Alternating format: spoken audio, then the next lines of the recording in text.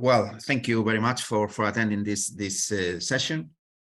This part will take about 50 minutes, more or less, 55, probably around this amount of time. Well, I am the manager or the leader of the innovation team, and innovation is something that it is continuously requested by the Commission in the research projects.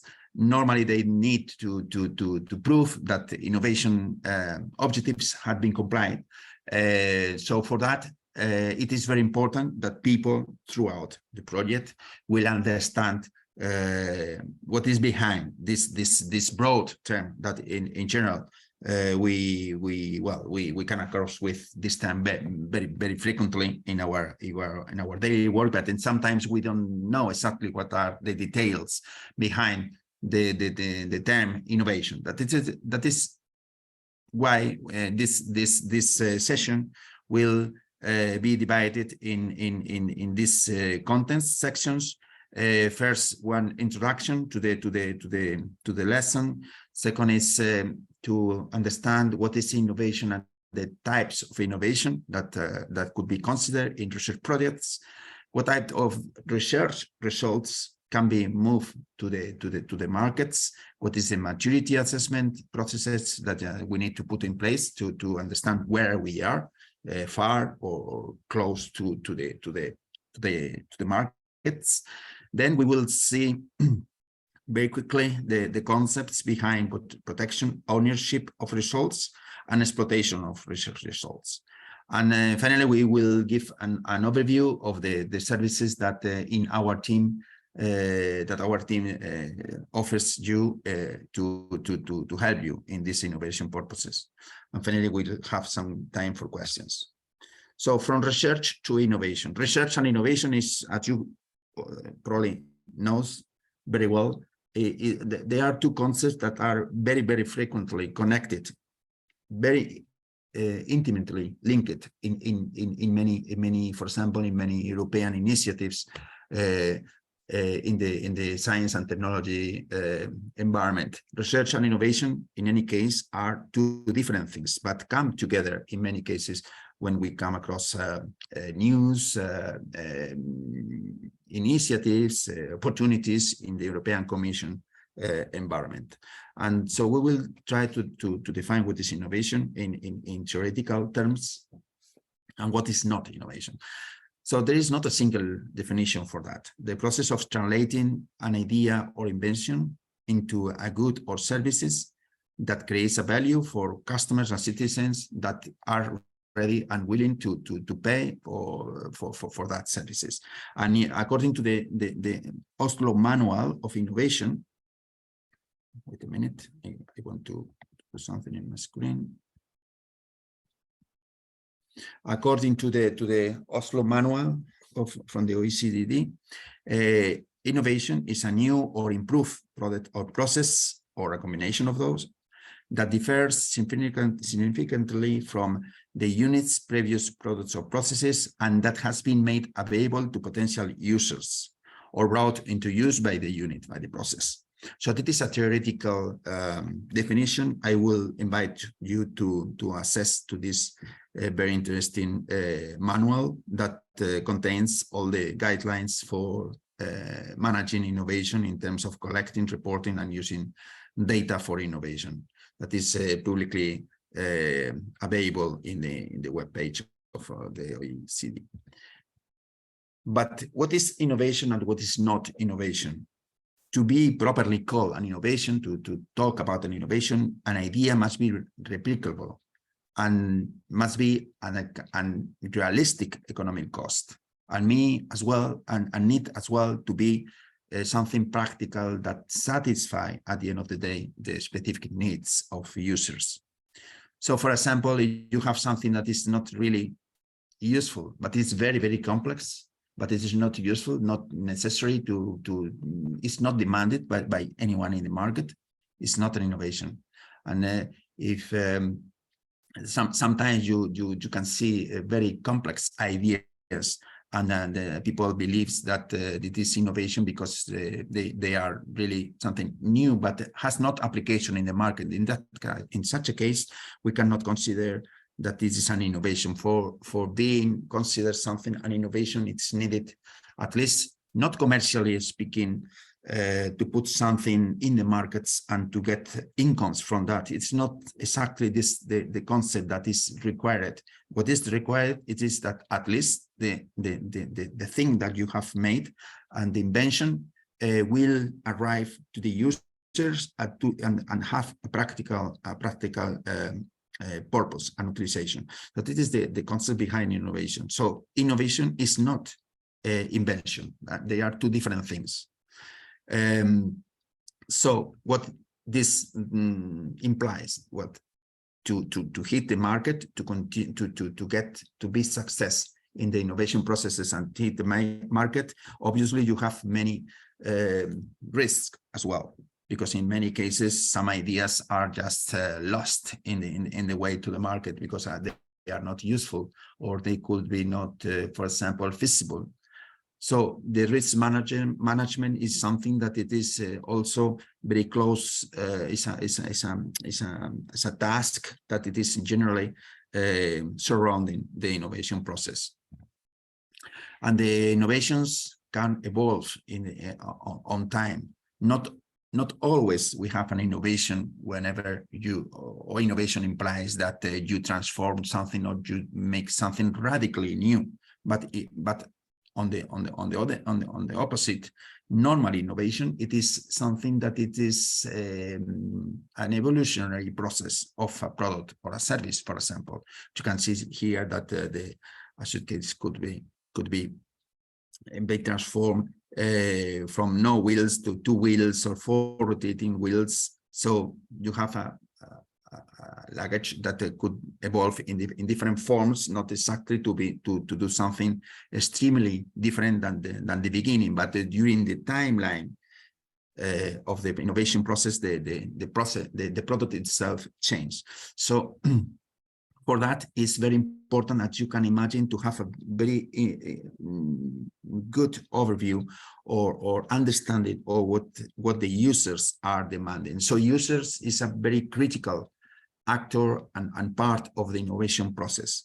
So, for example, in some cases, users can give ideas. We will see in a minute what kind of innovation is that.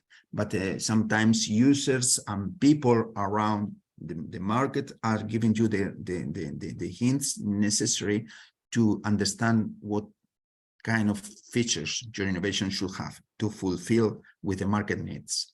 That is something related with the concept of open innovation that we will see in a minute. So we could classify innovations in with many factors or many parameters or criteria.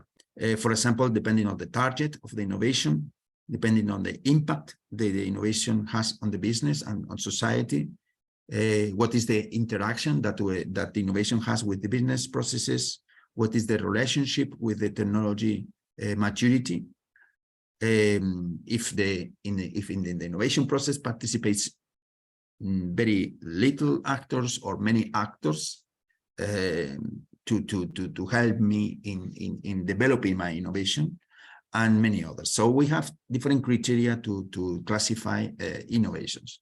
Let's see some of these taxonomies. From the perspective of the target, we can classify innovation in product innovation, process innovation, and service innovation, for example. So, for example, a pen drive, at the time that the pen drive was put in the market, was a product innovation, or the virtual reality glass. And the process innovation is something related with the procedure that is used in an organization. For example, the agile software development, or the manufacturing technology processes to manufacture the small microprocessors in the electronic industry. And service innovation, for example, we have examples of that in the streaming music services or the cloud services, for example. So it's a different nature depending on the target. But we have also another perspective to classify innovation. Two broad categories from the impact perspective: evolutionary innovations, or incremental innovations, or continuous. So, for example, the different versions that you have from the smartphone or the batteries, etc., is something that evolves and changes gradually in the timeline. Whereas revolutionary innovation, also known as disruptive innovations, are something that suddenly come up in the markets. I will not say that not that unexpectedly, but to some extent is something that it is has a very high grade of transformation related with the previous inventions, and then it can be considered something really a breakthrough in the market, and can be considered disruptive or revolutionary innovation. So, for example, imagine that suddenly next year we have a fully automated vehicle that works perfectly without any driver, and that hits the market in a very intense way. So this kind of thing. So, for example, some breakthroughs on the medicine advance. For example, this morning I was hearing some news about a new cancer treatment that is very promising for detecting and avoiding the metastasis in patients, for example, and this is the kind of thing that suddenly happen and could break the market and change the way and the dynamics of this specific scientific market or industrial market. So that is revolutionary innovations. Then we will see another kind of innovations depending on the role that is played by the technology. So that is technology-based innovations, all related with the technological dimension. And then we have the organizational-based innovations, where the technologies don't play a very clear role. That is the kind, for example, this organizational innovations are, for example, here you have two examples. For example, when the shopping chart was not, when the traditional groceries and supermarkets started to use the shopping charts, they implied the change in the dynamics of the supermarkets around, and could be considered a way of organizing themselves internally. The logistics of the supermarkets, for example, change, and they could even stimulate more the buyers to make more shopping, etc. That is an organizational change, an organizational innovation. And for example, another organizational innovation example could be the use of non-assisted devices in petrol stations. So the role of customers change because it is much more active. They have to put the gasoline or the diesel themselves, and then it implies that you have to use video cameras to avoid anyone going without paying, for example. But in many cases, these organizational innovations imply the appearing of and the emerging of new devices, or even sometimes new innovations around. So that is the kind of things that can be considered as well innovation. So it is important that you understand that innovation is not only related with software, hardware, but we have many other types of new things that could be properly considered innovation. So here we have another criteria to classify innovation. For example, closed innovation or open innovation. We will see more in detail here.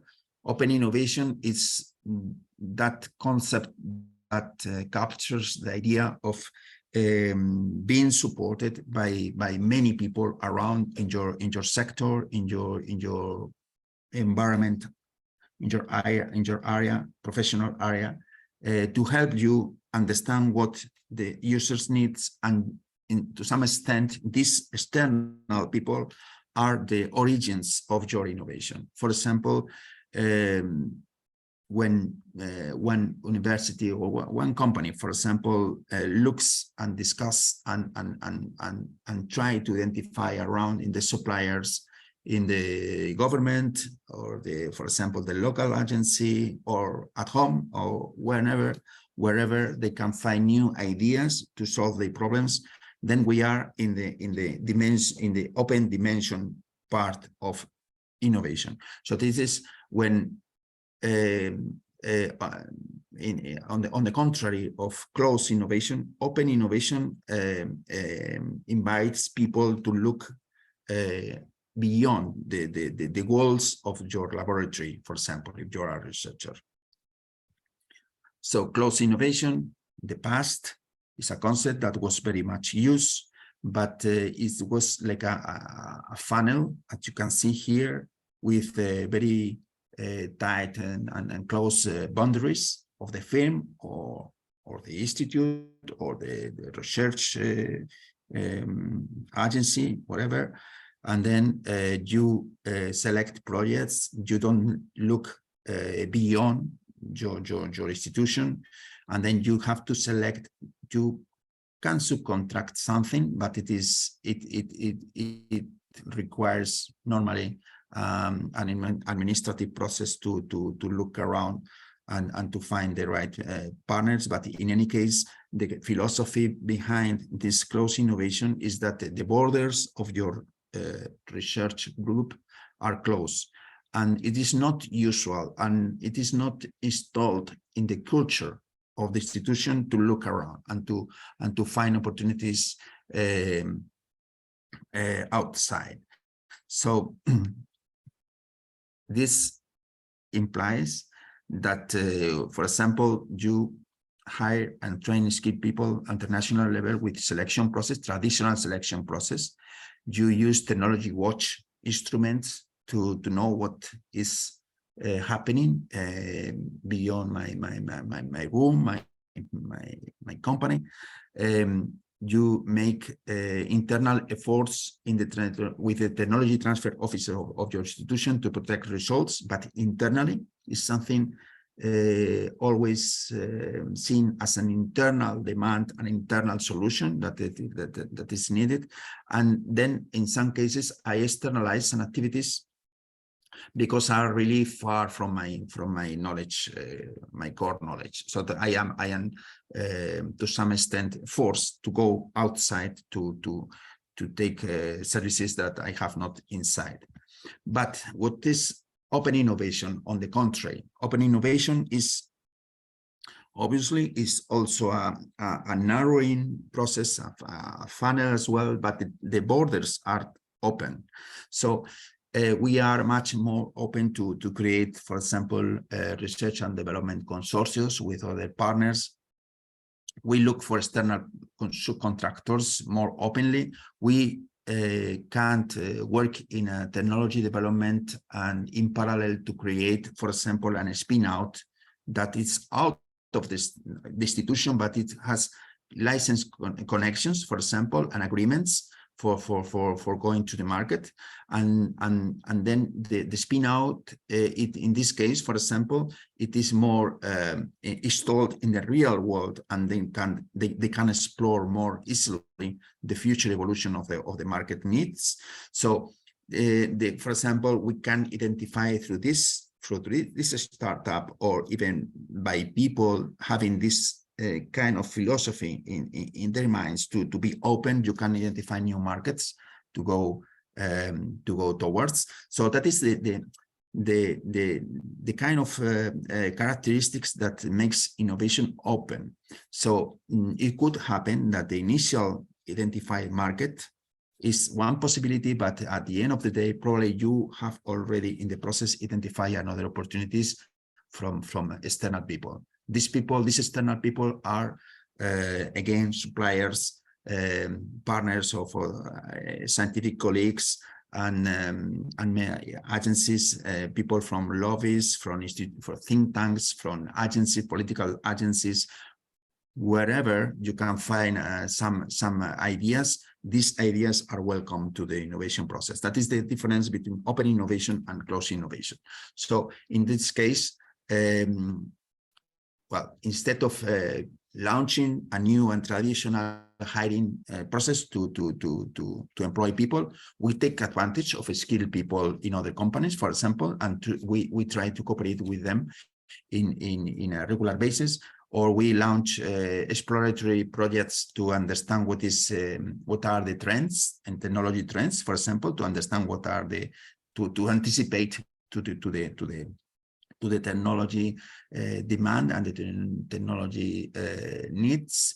We can share IP protection of results with other partners for example, to exchange patents or software licenses, so that we can use the results made by another partners together with ours, and then we share the opportunities that both results can give to both parts.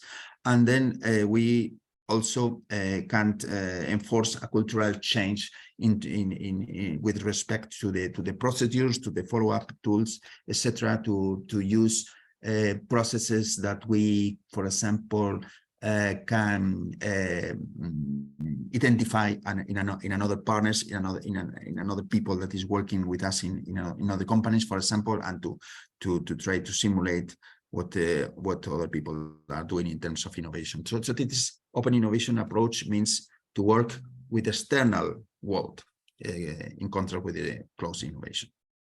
So that is all about innovation. What is innovation? Innovation is not invention, and what are the different types of innovation that we can have we have in the literature.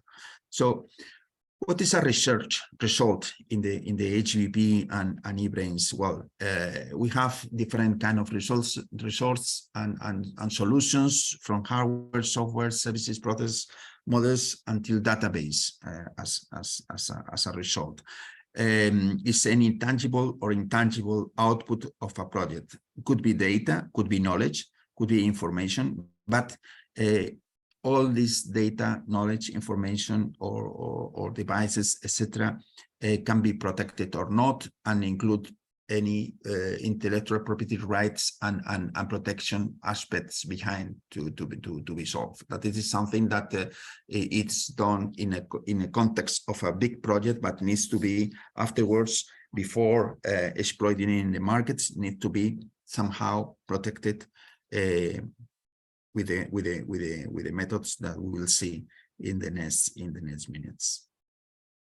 So first of all, we need to understand where we are in terms of maturity. That's why the technology readiness level, TRL, are a systematic metric system that supports the evaluation of maturity and the consistent comparison of maturity between different types of technology. That's a definition made by the NASA. The NASA was NASA was the body that promote and created the TRL concept some years ago in the space environment, space sector. So this is very much related to TRL at the beginning with the concept of physical equipment, so of patents, technology, physical devices. But we will see later that in any case, although the TRL concept was originated in this hardware related and physical related world, it can be also applied to the software development and even for the databases maturity assessment as well. So the TRL scale that the European Commission is using is the one that you can see here in the screen, from 1 to 9, to see that we have different levels. TRL is the basic principles, the idea, basically is the idea.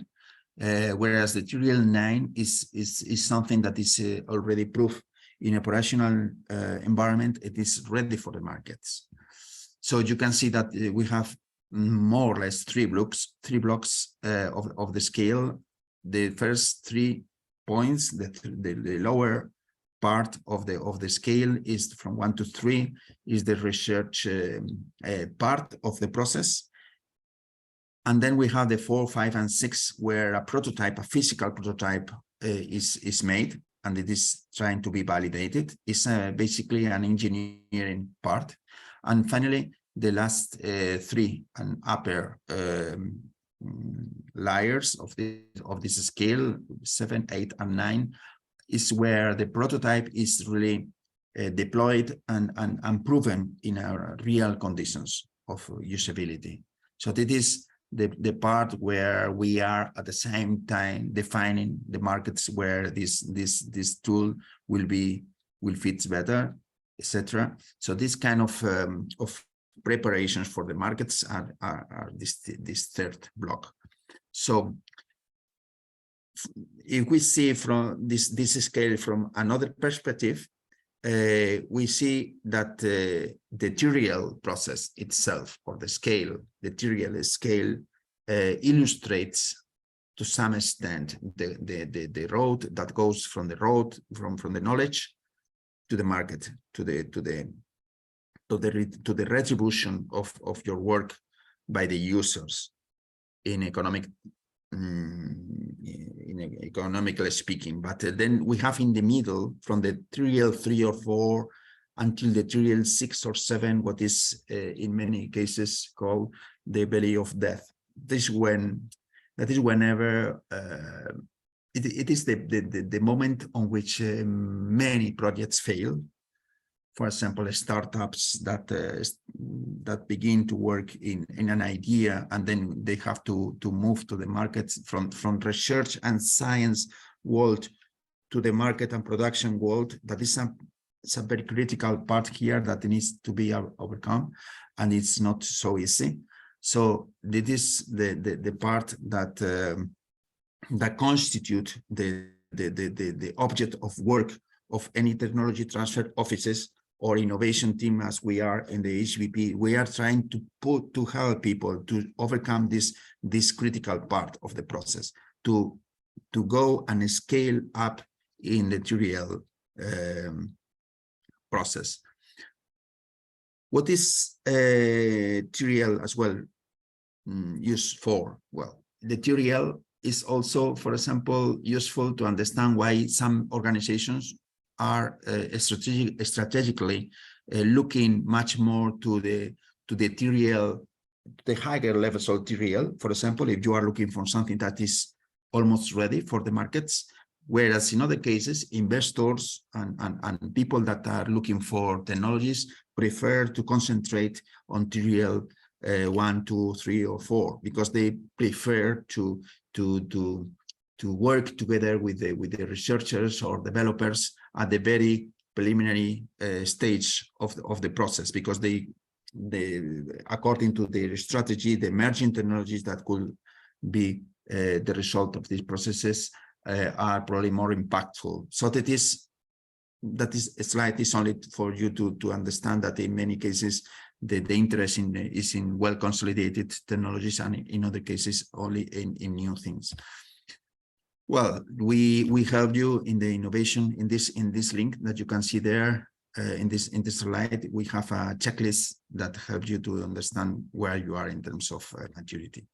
So now let's see something about protection, exploitation, protection, and ownership of results. As we saw before, and I told you what is innovation in terms of in theoretical things. That is the Oslo manual again here. But what I want to translate to you, the idea here is that protection and exploitation are very, very much related aspects. You need to have something protected, and to also to demonstrate your ownership of something in order to be exploited, obviously. And to exploit something, you need to have as well some IP protections plans ready. So these two concepts are very much linked, and we will see in the next slides something about both of them, protection and exploitation, and also ownership. We will see something. Protection of results. According to the World Intellectual Property Organization, the intellectual property are unique value-adding creations of the human intellect that results from the human ingenuity, creativity, and inventiveness. The IPR is the legal right based on law. Because of this, the property is the concept associated to the different right that you hold to protect your ideas. So it is the WIPO is put the basis, the theoretical and legal basis for people to protect their intellectual property rights, to protect their results, their ideas and work. So you have different kinds of IP modalities. You have, because obviously it's not the same a patent that, for example, industrial trade, or for example, a copy, or a database, or a trademark.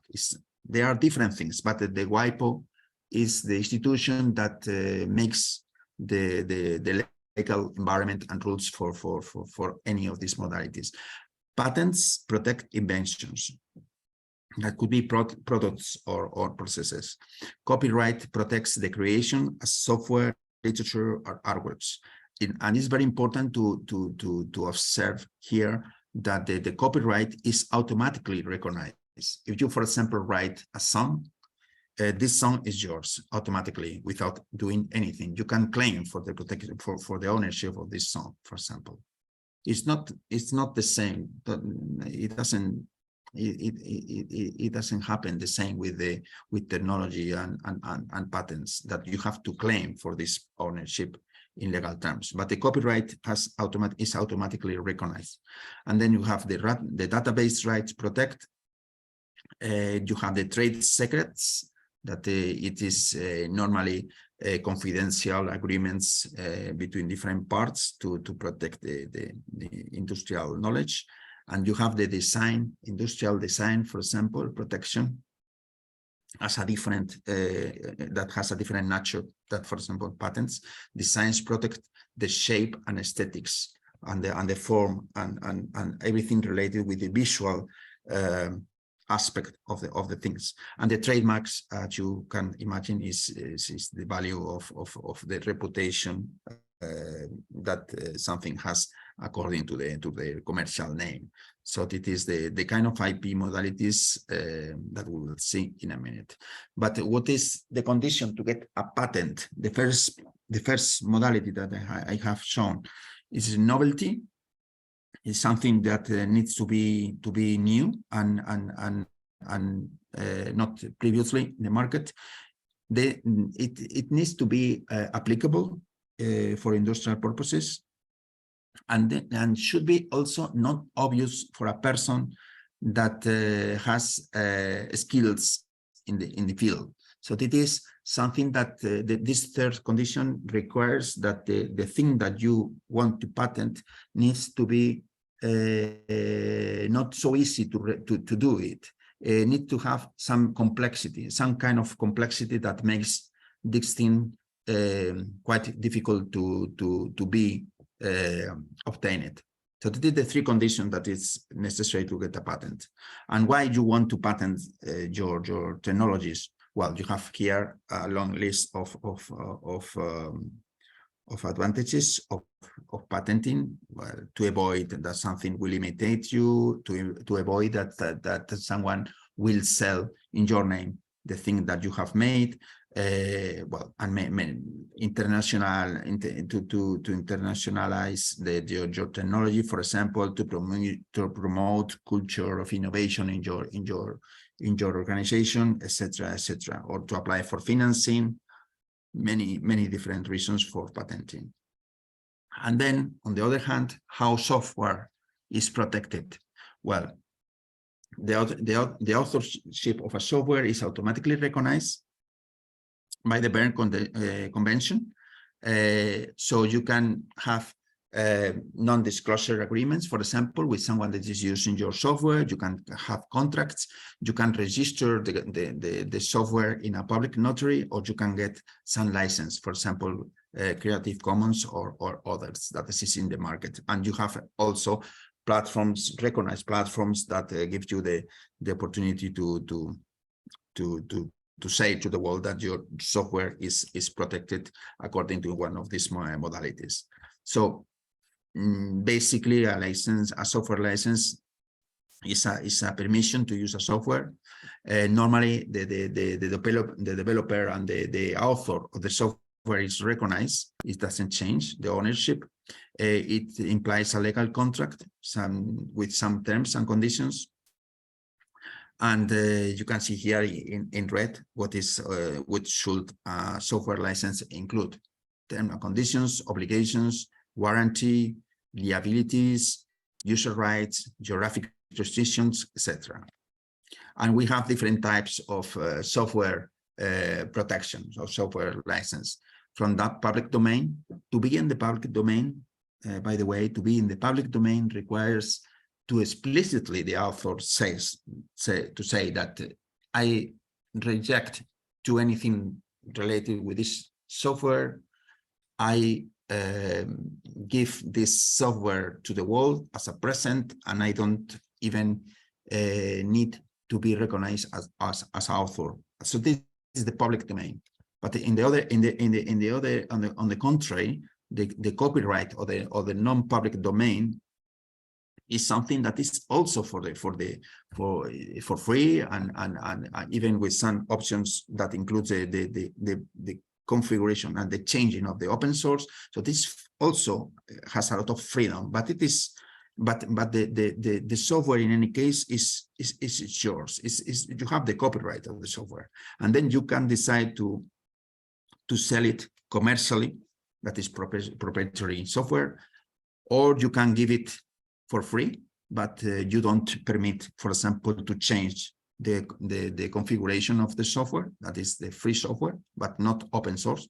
And then you have the free and open source software, that is the combination of both, or just the open source software. In the last modality, open source software, we have two types: permissive and copyleft. That is basically, I will not get in many details on that, but what is interesting to see here, that in the copyleft, that, by the way, is a word game between copyright and copyleft.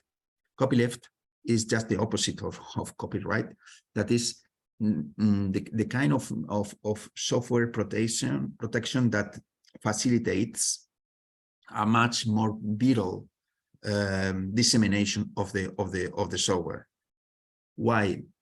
Because in some cases you can come across situations on which, if you give, for example, people full freedom to do everything that they want with your software, and they decide, for example, to put restrictions on further dissemination, then what initially could looks like a very important aspect to have a lot of freedom, and you believe that it will has as a consequence a very intensive dissemination, it could be just the opposite, because you have so much, or the user of your software has so big freedom to do anything, that this freedom even includes the possibility of putting restrictions to the software for the rest of the world.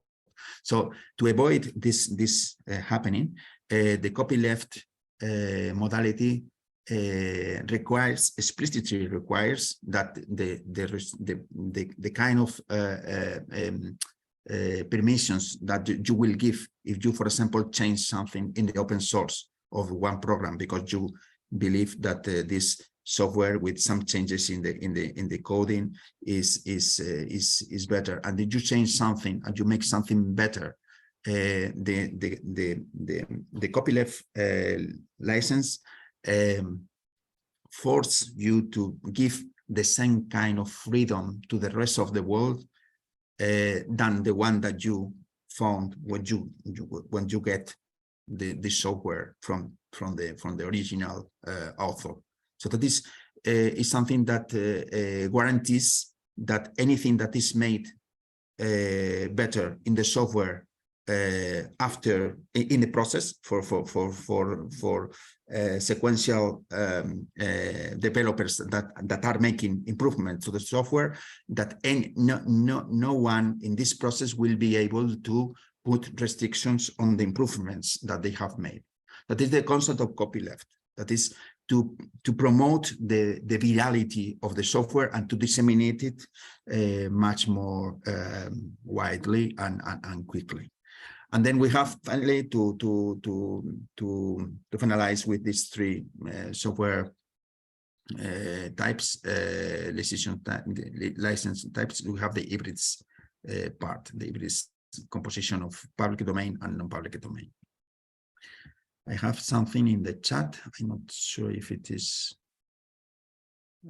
We will need to continue with part of the. Okay, I will go to the next part of the presentation. Ownership. I will go very quickly on that. It is very important that that you understand what is who are the people that have contributed to your work. Well, that is particularized to the HBP the HBP case, and I will not go very much into detail, but all of this is included in the consortium agreement. Exploitation, it is to put the results in the markets. So what is exploitation in the HBP context? Well, we have seen that it is the Oslo manual behind, and then according to this manual, we can say that that's the definition is the one that can be used in HBP. What is needed to exploit something? You need, before you have to make some pre-exploitation activities, identifying where you are in terms of maturity, to make technology watch, to see what is happening around, to make some preliminary market analysis, and then you, during the process until the market, you need to prepare market studies, business plans, and formalize different agreements. But in any case, as you can see here, it's a process that goes in parallel to the technology maturity scale that we have seen previously.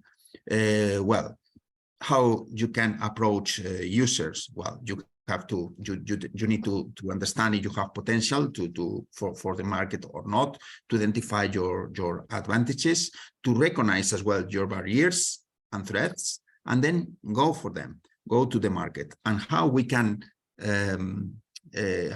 transfer the technology, where we can identify the users. Well, everywhere. You can see in conference networks, through pattern analysis, through market analysis, in business schools, in venture capital meetings, etc.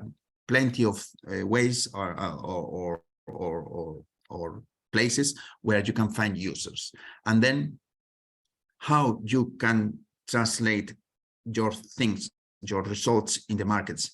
For example, you can constitute, we have at the right part of the slide, we have different kind of, let's say, it's not a business model, but it is a kind of mechanisms to transfer your knowledge and your solutions to the world.